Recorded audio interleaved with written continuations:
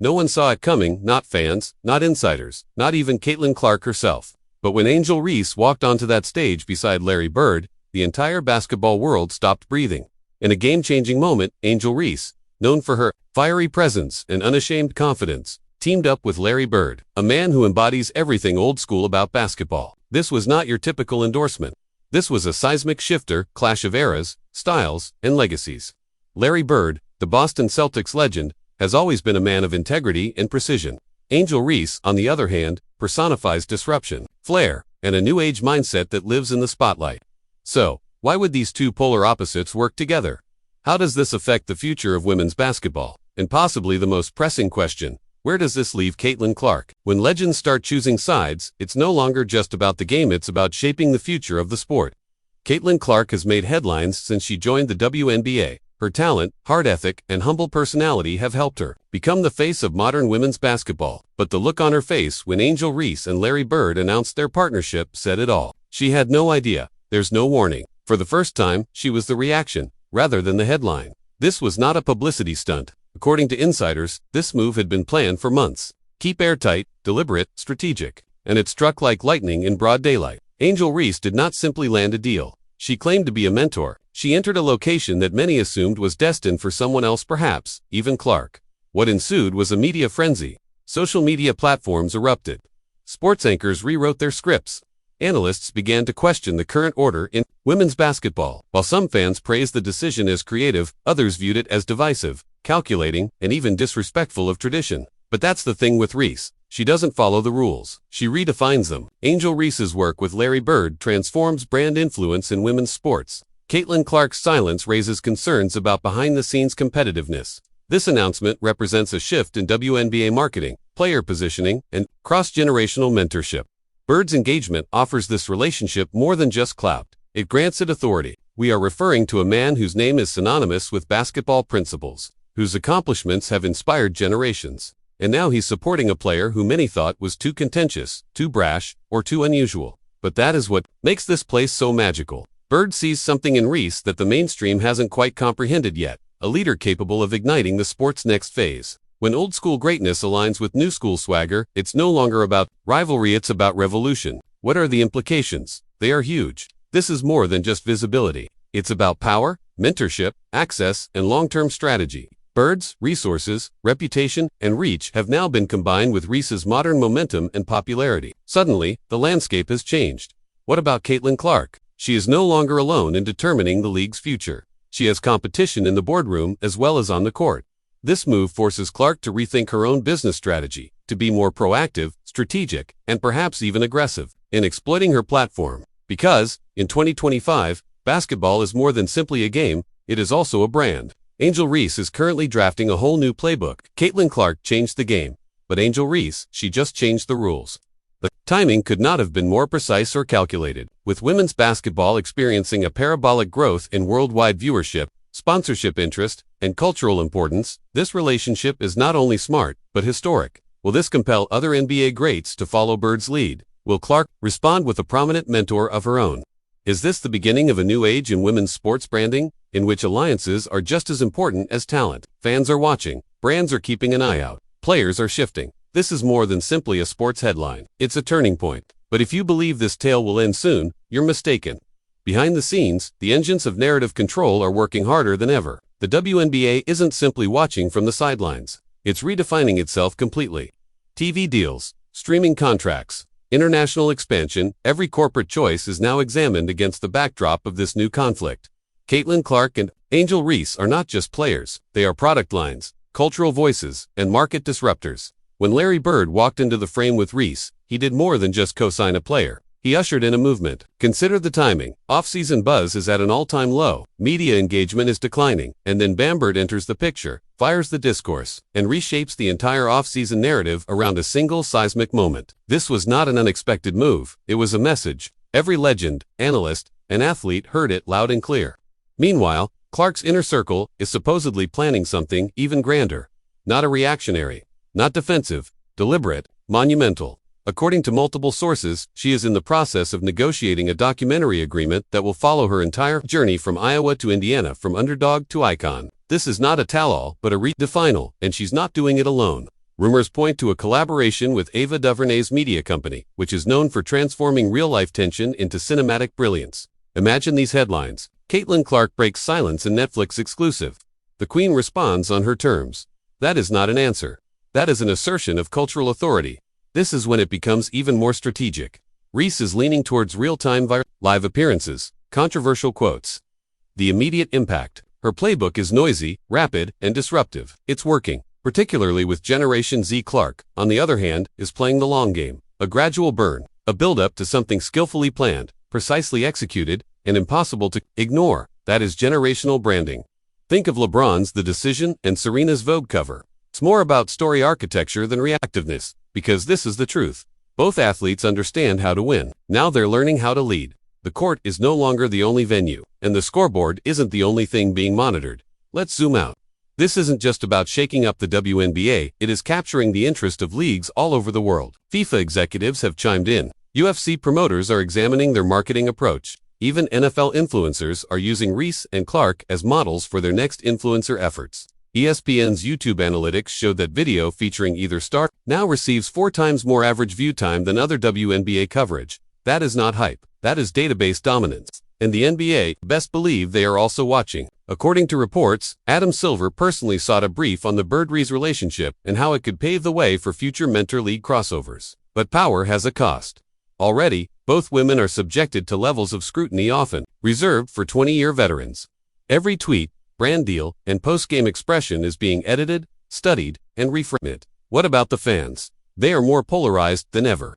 To Reese admirers, she represents the bold, outspoken voice of a new age. Clark's supporters see her as a cold-blooded shooter who allows her game to speak for itself. But if you pay closely, you'll see something deeper going on.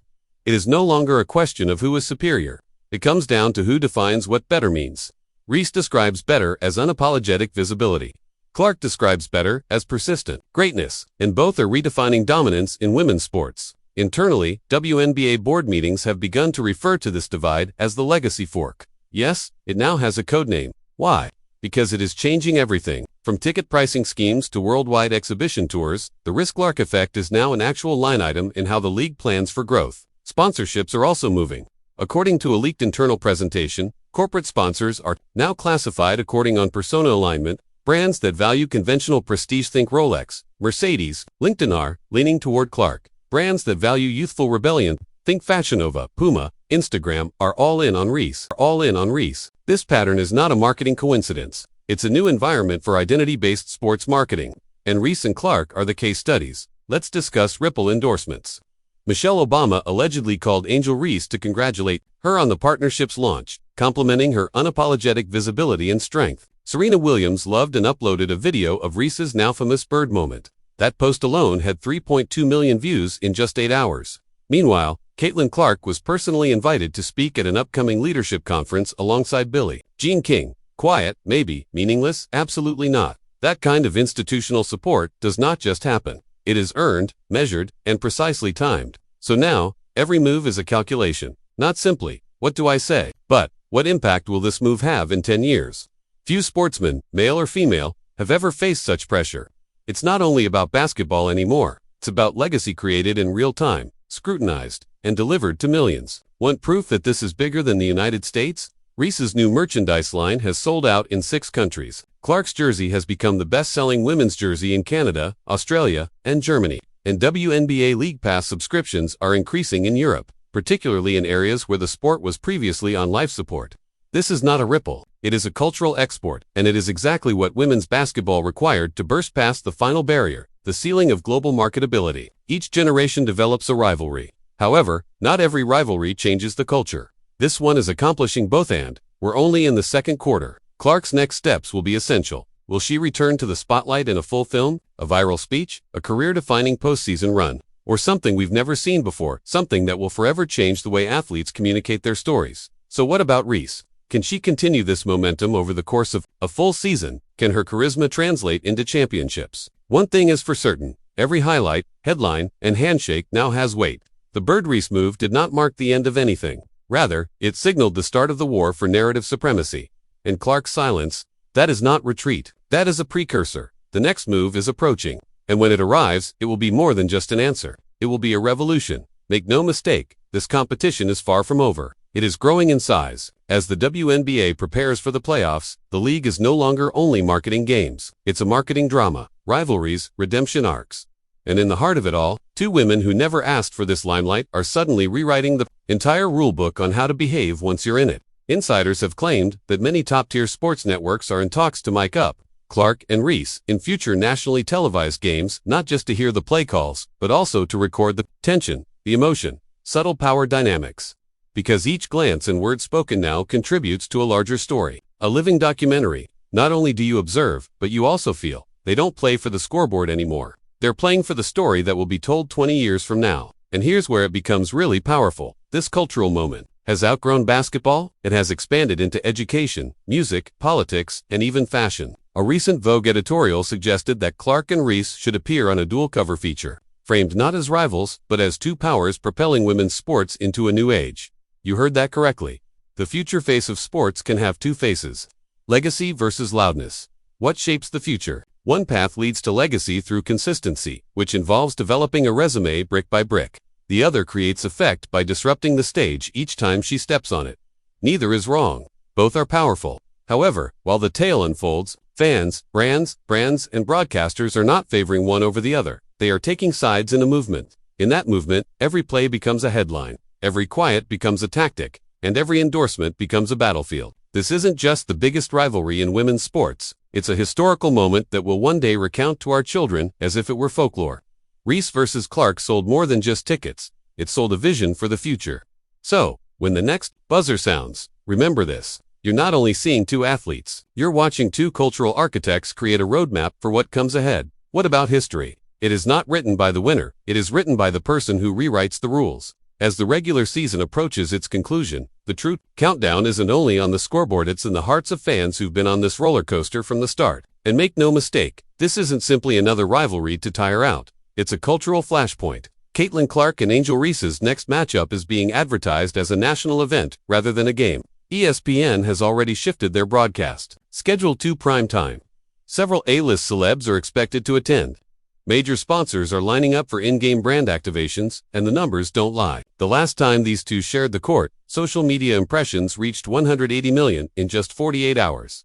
What about this time? It might triple. This isn't just a rivalry anymore, it's the most watched evolution of women's sports in modern history. Behind the scenes, both groups are preparing with an intensity not seen since March Madness. Reese reportedly hired a former NBA performance coach to assist her improve her footwork and screen reads. Meanwhile, Clark has gone completely black. Interviews, no appearances, no distractions, just reps, film, and concentrate. Her circle calls it the silence before the statement. But the influence is not limited to these two ladies. The rippling effect has triggered something tremendous throughout the WNBA. Rising rookies like Azrikia Jackson, Camila Cardoso, and J.C. Sheldon have begun to carve themselves bold identities. No longer content to play in Clark and Reese's shadows, but emboldened by their passion. The league is undergoing a transformation from a strictly organized league to a chaotically real, emotionally charged spectacle. It is not only about systems and statistics. It's about tales. And Clark versus Reese has set a new standard. Every athlete understands the importance of owning their persona as much as their play.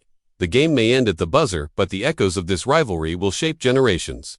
Finally, the attractiveness is not determined by who wins the next tip-off. It is in the fact that you are unable to look away. Because Clark isn't just looking to win. She's attempting to demonstrate that quiet may be louder than harsh talk. That obsession can last longer than a flash. The legacy, cannot be bought. And Reese, she isn't backing down either. She knows that swagger terrifies people. Visibility causes structures to shake. And every time she plays loudly, she represents every female who has ever been told to shrink. They're both correct. They are both necessary, and together, they've created the most compelling plot in sports.